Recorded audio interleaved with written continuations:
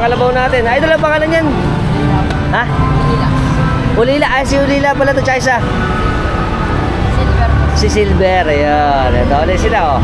Kasama sila sa ating gaganapin na proseso mamaya, eh. Hello! Ito na sila. Welcome. Kasama sila tatay. Ang mahal tatay. Ending na naman. Gano'n mga katanda yung ating mga kalabaw? 13 na ito.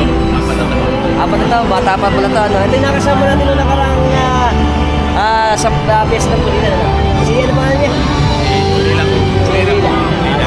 Aba, ito si Olila. Silver. At saka si Silver nga naman. At saka yun, si Ivan. Welcome! Go!